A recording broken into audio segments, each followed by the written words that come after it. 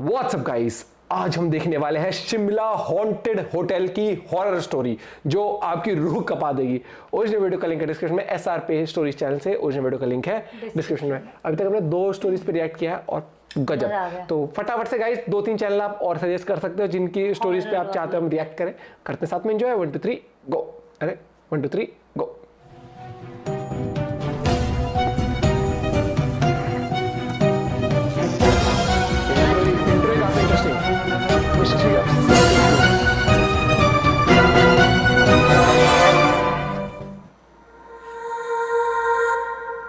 Hello guys and welcome back to SRP stories, जहां मैं आपके भेजे हुए क्रीपी या फिर हॉरर स्टोरीज सुनाता हूं। सो अगर आपको भी अपनी स्टोरीज मुझे सबमिट करनी है तो मैंने नीचे डिस्क्रिप्शन में एक Gmail ID दी है जहां पे आप ये फॉर्मेट यूज़ करके अपनी स्टोरीज मुझे भेज सकते हैं। बिफोर दिस वीडियो स्टार्ट्स, मेरा आप लोगों के साथ एक क्वेश्चन है। क्या आप लोग ये सारी की सारी जो भी हॉरर स्टोरीज मैंने बता रखी है या फिर सुना रखी है अपने चैनल पे, इन सबको स्पॉटिफाई में ऑडियो फॉर्म में सुनना पसंद करोगे? If the answer is yes, please एक लाइन के साथ कॉमेंट सेक्शन में लिख देना येस और नो, जो भी तुम्हारा ओपिनियन है इस बारे में। बिकॉज आई फील लाइक कि तुम में से बहुत सारे लोग सिर्फ ये स्टोरीज सुनते हो, विजुअली इतना ज़्यादा नहीं देखते हो, या फिर ऐसा भी कुछ हो सकता है। So if you want the stories on Spotify officially from me, then do let me know in comment section. ज़्यादा टाइम नहीं लगेगा तो मैं इस चीज़ के बारे में कमेंट करना में, so please do let me no, क्योंकि तभी मैं इन सारी स्टोरीज को स्पॉटिफाई में मूव करूंगा। But with that let's start with today's story, जो आज हमें आती है शिमला से। हम सभी लोग कभी ना कभी तो घूमने गए होंगे, और घूमते वक्त तुम लोग होटल में जरूर रुके होंगे, चाहे वो गर्मियों की छुट्टियां क्यों ना हो, सर्दियों की छुट्टियां क्यों ना हो, या फिर ऑफिस से दूर जाना। हम सबका मन करता है घूमने का, और हम सभी लोग घूमने गए होंगे। एंड आज की जो स्टोरी है वो भी ऐसे ही 3 दोस्तों की है जो लोग घूमने तो गए थे शिमला, लेकिन उन्हें पता नहीं था कि जिस जगह पे वो रुक रहे थे, स्पेसिफिकली जिस BNB में वो लोग रुक रहे थे, वहां पे बहुत सारी मिस्ट्रीज थी। और एक ऐसा क्वेश्चन था एक डोर को लेके जिसका आंसर उनके पास नहीं था। Mystery of secret room.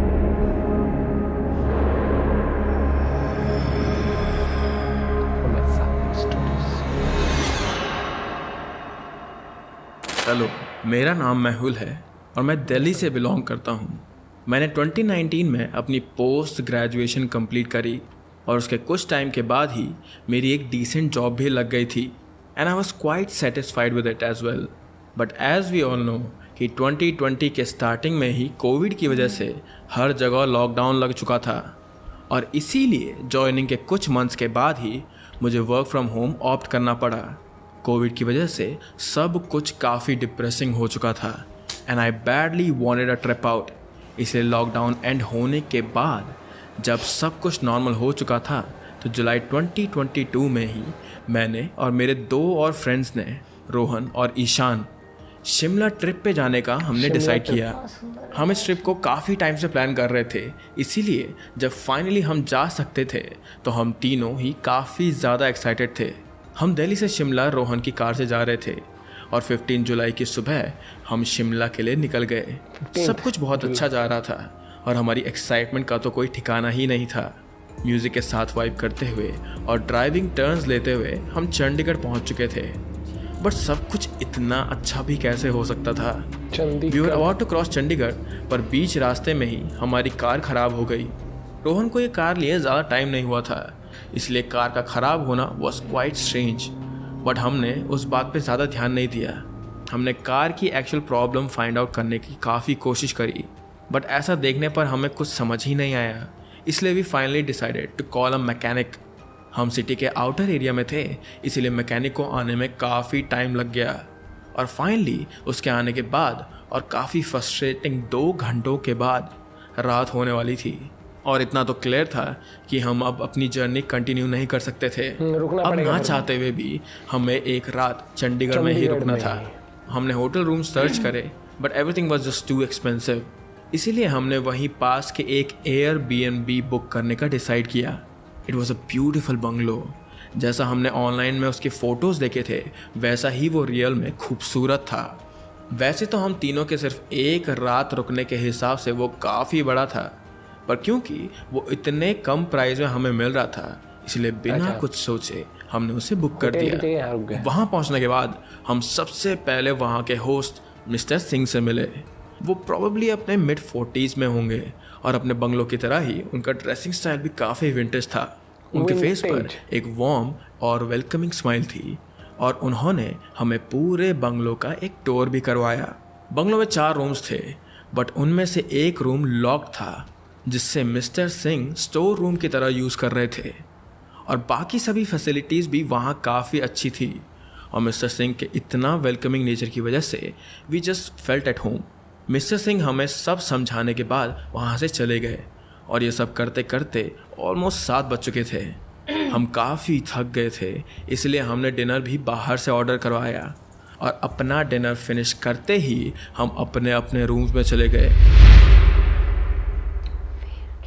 मैं काफ़ी ज़्यादा थका हुआ था, इसलिए फ्रेशन अप होके जैसे ही मैं बेड पे लेटा, थोड़ी ही देर में मुझे नींद आ गई। बट काफ़ी तेज़ टीवी की वॉल्यूम से मेरी आंख बीच रात में खुली। जब मैं अपने फ़ोन में टाइम देखा तो ऑलमोस्ट 2 बजने वाले थे। मैं अपने बेड से उठकर बाहर देखने गया तो रोहन और ईशान सोफे पर बैठे हुए थे, और उन्होंने ही टीवी चला रखा था। मैंने उनसे टीवी का वॉल्यूम कम करने के लिए कहा, बट उन्होंने मेरी बात नहीं सुनी। अब तक मेरी नींद भी पूरी तरीके से खुल चुकी थी, इसलिए मैंने भी वहीं बैठकर थोड़ा देर टीवी देखने का सोचा। थोड़ी देर वहाँ बैठने के बाद जब मैं पानी पीने के लिए किचन की तरफ जा रहा था तो मैंने नोटिस किया कि जो रूम मिस्टर सिंह ने लॉक करा हुआ था उसका लॉक खुला हुआ है। मैंने जल्दी से रोहन और ईशान को आवाज़ लगाई उनसे पूछने के लिए कि क्या ये रूम तुम में से किसी एक ने ओपन करा। तो उन दोनों ने बताया कि उन्हें इस बारे में पता भी नहीं था कि वहाँ का डोर ओपन है। आउट ऑफ क्यूरियोसिटी हम देखना चाहते थे कि ये रूम के अंदर आखिर है क्या। रोहन और ईशान भी मुझे रूम ओपन करने के लिए एनकरेज कर रहे थे, पर जैसे ही मैंने दरवाजे का हैंडल पकड़ा I felt chills run down my spine.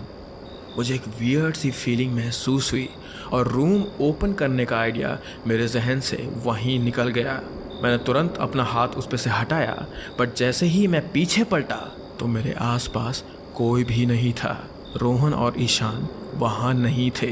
TV was turned of और मैं बस अकेला वहाँ खड़ा हुआ था in complete darkness. For a moment मुझे ऐसा लगा जैसे मेरी बॉडी पैरालाइज हो गई थी, बट जैसे ही डर की फीलिंग सेटल हुई मुझे I started to panic and I woke up. But मैं अपने रूम में नहीं था, मैं हॉल के सोफे पर लेटा हुआ था। आखिर मैं यहाँ आया कैसे? ये सवाल का आंसर मेरे दिमाग में आने से पहले ही मेरी आंख खुलने लगी और मैं वहाँ से भाग के अपने रूम में गया। बट इतना तो क्लियर था कि अब मुझे पूरी रात नींद नहीं आने वाली थी। मैं बस अपने बेड पर ऐसे ही लेटा रहा और पूरी रात मुझे वियर्ड आवाज़ें आ रही थी, कभी फुटस्टेप्स की तो कभी कुछ सामान के गिरने की। बट मैं बस सुबह होने का और यहाँ से जल्द निकल जाने का इंतज़ार कर रहा था। मेरे माइंड में हज़ारों सवाल आ रहे थे। जो कुछ भी मैंने अभी एनकाउंटर किया था वो सपना नहीं लग रहा था। इस इंसिडेंट की एक एक डिटेल मुझे आज भी अच्छे से याद है and just felt too real to not be true. वो पूरी रात मुझे बिल्कुल नींद नहीं आई और सुबह होते ही मैं अपना पूरा सामान लेकर हॉल में आ गया। पर जब रोहन और ईशान अपने रूम से बाहर आए तो उनका फेस देखकर भी ऐसा ही लग रहा था जैसे वो भी पूरी रात भर सोए नहीं हैं। And just with that look on their face मैं समझ चुका था कि मैं अकेला नहीं हूँ जिसके साथ रात में कुछ हुआ था। रोहन ने बताया कि रात के अराउंड 2 बजे जब वो वॉशरूम गया तो उससे बाहर कुछ फुटस्टेप्स सुनाई दिए थे। 2 बजे और जब उसने वॉशरूम से बाहर निकलने का ट्राई किया तो किसी ने उसका डोर बाहर से बंद कर दिया था। रोहन को बाहर से किसी के हंसने की आवाज़ भी आ रही थी, तो उसे लगा कि शायद मेरे या ईशान में से कोई उसके साथ मजाक कर रहा है, प्रैंक कर रहा है। रोहन ने अंदर से काफ़ी आवाज़ भी दी, मेहुल और ईशान तुम दोनों ये जो भी कर रहे हो just stop it, don't mess with me. Rohan continuously door open करने का ट्राई कर रहा था, पर तभी सडनली डोर अपने आप ही ओपन हो गया। पर जब रोहन ने बाहर आकर देखा तो वहाँ कोई भी नहीं था। रोहन को सडनली अपने बैक पे एक कोल्ड विंड जैसा कुछ फील हुआ, पर उसने तब उस बात पर ज़्यादा ध्यान नहीं दिया। उसे अभी भी लग रहा था जैसे हम दोनों में से कोई एक उसके साथ प्रैंक कर रहा है। अपने रूम की तरफ वापस आते हुए रोहन ने भी उस रूम को नोटिस किया, बट रोहन ने बताया कि रूम अनलॉक था और स्लाइटली खुला हुआ था। उसे भी देखना था कि अंदर क्या चल रहा है, इसीलिए ही decided to peek inside the room. But वो रूम के पास पहुंचते ही again felt that cold wind and this time उसे पता था कि कुछ तो गलत हो रहा है यहाँ। उसे यहाँ नहीं होना चाहिए। वो वहाँ से जाना चाहता था पर उसकी बॉडी स्टिफ हो चुकी थी, वो अपनी जगह से हिल भी नहीं पा रहा था। तभी सडनली किचन में कुछ सामान गिरने की आवाज़ आई and he came right back to his senses. Rohan अपने रूम की तरफ भागा एंड बेड पे जाके लेट गया। उसे अपने रूम में जाने के बाद भी ठंड फील हो रही थी। उसने एसी ऑफ किया और खुद को ब्लैंकेट से कवर कर लिया, बट इसके बाद भी उसे ठंड लग रही थी और ये ठंड रुकने का नाम ही नहीं ले रही थी। रोहन ने भी मेरी तरह पूरी रात बस सुबह होने का इंतज़ार किया और ऐसे ही अपने बेड पे वो लेटा रहा। ईशान ने भी बताया कि रात को ऑलमोस्ट 2 बजे उसकी भी किसी आवाज़ की वजह से आंख खुली, क्योंकि उसका रूम मेन डोर के पास ही था। इसीलिए उसे घर के बाहर कुछ फुटस्टेप्स की आवाज़ आई। आवाज़ से ऐसा लग रहा था जैसे 2 लोग घर में आ रहे हैं। उसके बाद उसे मेन गेट का लॉक खुलने की आवाज़ आई। ईशान को लगा कि शायद मिस्टर सिंह किसी वजह से घर में वापस आ गए होंगे, बट उसका ये शक तब ख़त्म हो गया जब बाहर से सामान के गिरने की आवाज़ आने लगी। ऐसा लग रहा था जैसे कोई फर्नीचर को खींच रहा हो, चीज़ें तोड़ रहा हो। कुछ ही देर में काफ़ी ज़्यादा वॉल्यूम में टीवी की भी आवाज़ आने लगी थी उसे। ईशान बेड से उतरकर बाहर देखना चाहता था, बट उसने बताया कि उसे भी ऐसा लगा जैसे उसकी पूरी बॉडी पैरालाइज हो चुकी है। ईशान ने बताया कि वो उठने की कोशिश कर रहा था, तभी उसे एक और लॉक खुलने की आवाज़ आई and this time he knew कि घर के अंदर ही किसी ने उस रूम का लॉक ओपन किया है।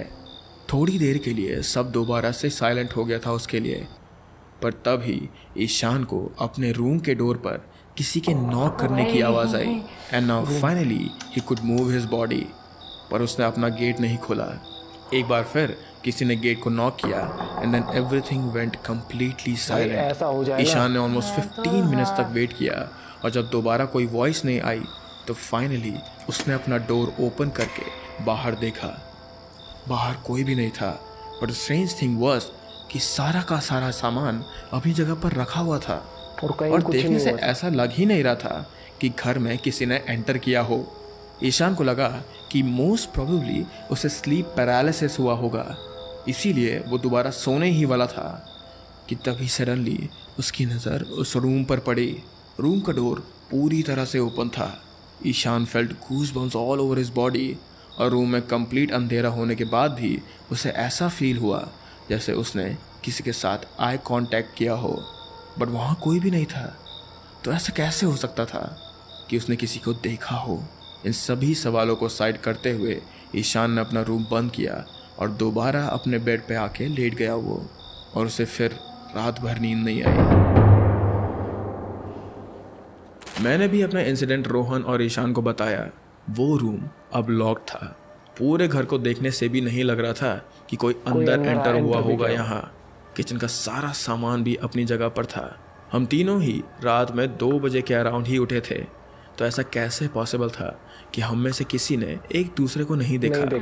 हमारे पास इतने सारे सवाल थे कल रात को लेके, लेकिन किसी के पास भी कोई जवाब या फिर एक्सप्लेनेशन नहीं था। जो भी हमारे साथ हुआ था वो हम सब के लिए ही इतना अनरियल था कि उस पर भरोसा कर पाना मुश्किल था। हमें बस यहाँ से जल्द निकलना था। इसलिए हमने मिस्टर सिंह को कॉल किया to tell him that we are leaving the place. Almost 10 minute में मिस्टर सिंह वहाँ आ चुके थे और उनके फेस पर अभी भी वही वार्म एंड वेलकमिंग स्माइल थी। उन्होंने हमसे हमारे स्टे के बारे में पूछा कि हमें कोई परेशानी तो नहीं हुई। हम तीनों ने ही उनके सामने एक फोर्स स्माइल करके अपने फेस पर रख दी और उनके बंगलों की हमने तारीफ भी करी। पर मैं खुद को उनसे उस रूम के बारे में पूछने से नहीं रोक पाया।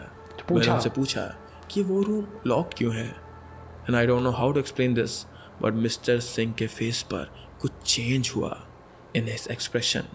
वो बस एक पल के लिए था चेंज, बट मैंने उसे नोटिस कर लिया था। उन्होंने बताया कि इस रूम में कुछ कंस्ट्रक्शन की वजह से उसे लॉक पर रखा गया है और इसीलिए मिस्टर सिंह उसे एक स्टोर रूम की तरह यूज़ करते हैं। हमने उनसे आगे कोई सवाल नहीं किया और बंगलोज की कीज़ उन्हें देकर हम वहाँ से निकल गए। कार में बैठकर मैंने for one last time mister Singh की तरफ देखा और उस बंगलो की तरफ भी देखा।